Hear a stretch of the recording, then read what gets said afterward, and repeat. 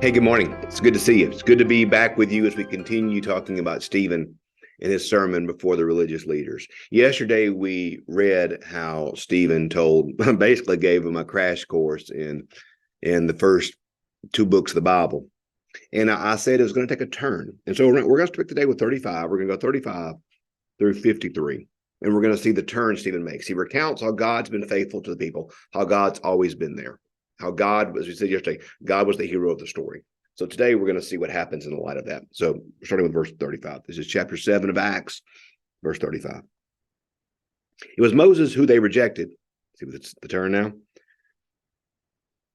When they said, "Who made you ruler and judge, and whom God has now set as both ruler and liberator through the angel who appeared to him in the bush." He led them out, having performed wonders and signs. Signs and wonders, wonders and signs. We see it there again. In Egypt and at the Red Sea.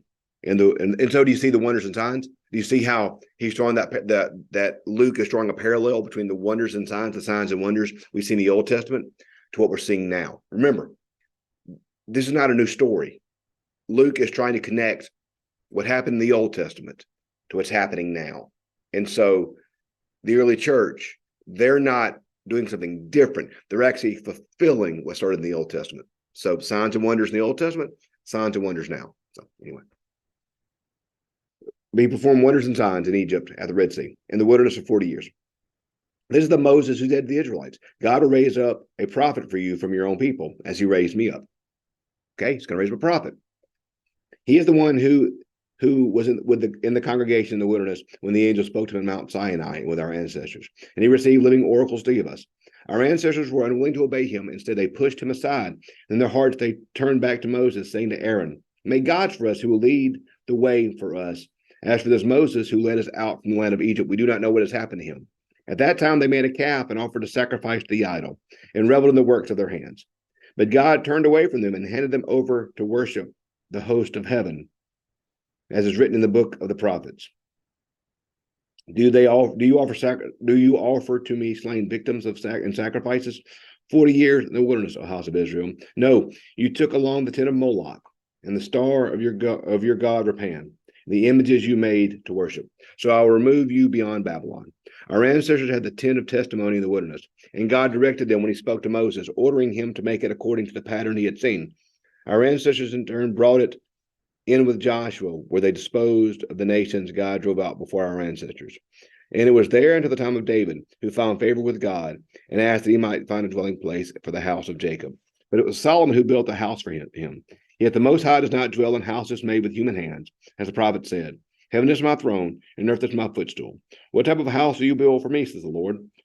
Or what is the place of my rest? Do not my hands make all these things?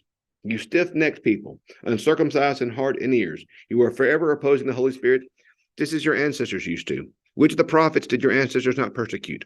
They killed those who foretold the coming of the righteous one, and now you have become his betrayers and murderers. You are the ones who received the law as ordained by angels, yet you have not kept it.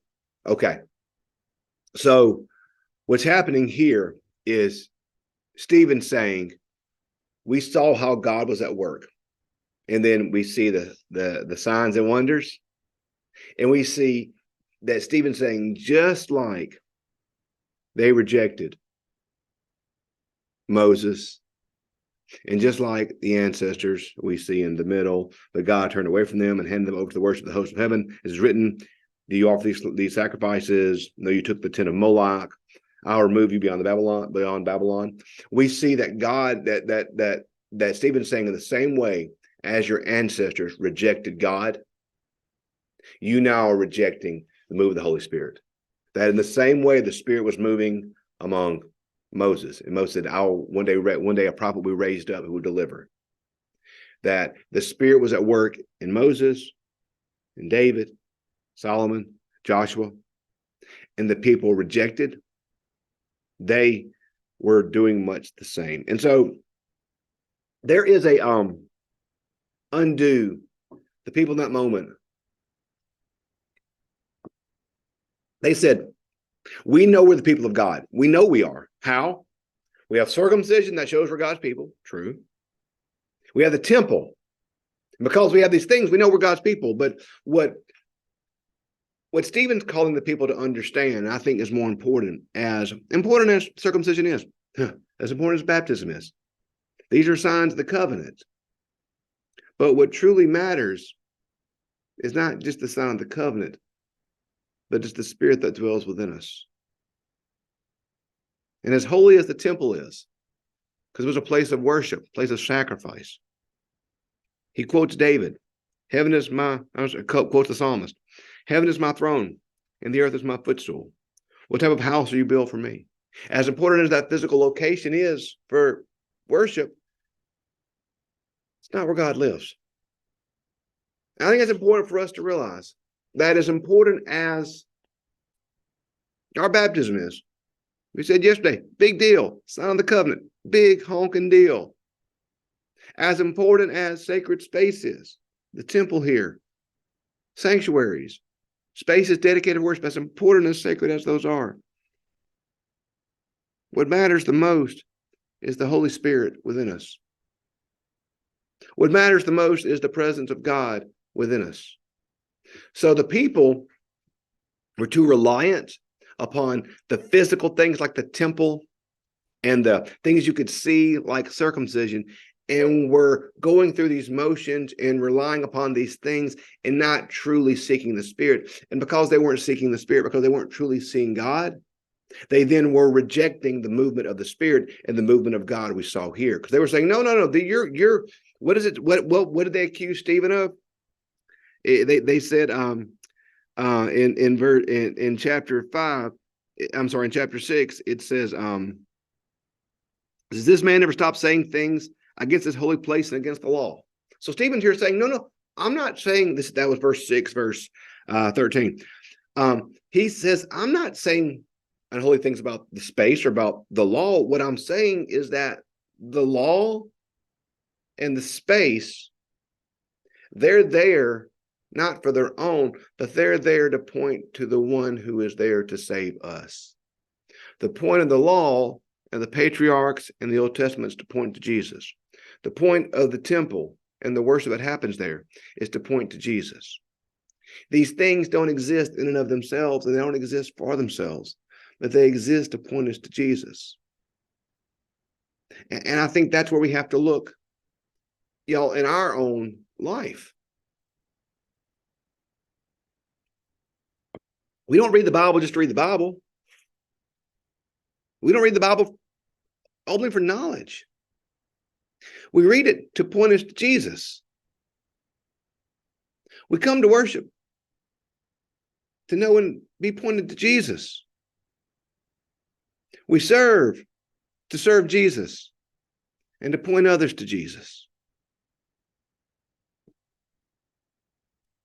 You stiff-necked and uncircumcised of heart and ears, you are forever opposing the Spirit, just as your ancestors did. You received the law was ordained by the angels, that you have not kept it. They had the law. They had the temple, but they missed the point. The point was to be led to follow the Spirit. The point was to receive Jesus. You're watching this on Facebook or YouTube, maybe on your iPhone or Android, maybe listen to a podcast. I don't know how you're listening or watching this, but you are somehow, hopefully. Maybe reading this as a transcript. You know, we've got so much. There's churches on every corner. You can read the entire Bible on your phone in a moment's notice. But all this stuff, y'all,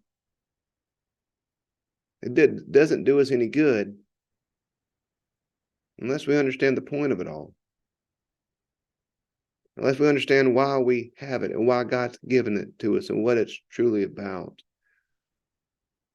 It doesn't exist for itself, and frankly doesn't exist for our knowledge, if you will. But it exists to point us to Jesus. So that's why we do these things. And my prayer, that's why you've heard me say, my church folk have heard me say this for years, and I mean it. There's one thing I really want my folks to do, would be to read the Bible consistently. Because when we read the Bible, we experience grace. When we experience grace, we're drawn closer to Jesus. That's what this is about, y'all. It's there to point us to Jesus. So let's not miss the point. Let's not lose the plot. Let's allow it to point us to Jesus and to know him and to make him known wherever we are. So today, all that we've got, everything he's given us, is for that reason, to point us to Jesus. Well, I'm going to surprise you. Stephen's sermon did not go over well. We'll read this tomorrow. When the stiff-necked people, uncircumcised of hearts, you killed the prophets like your ancestors. They did not receive that word well. And we'll see tomorrow how that goes for our guy, Stephen. But anyway, join us tomorrow as we read chapter 7, verses 54 through chapter 8, verse 1. Thanks for joining us. Have a great rest of your day.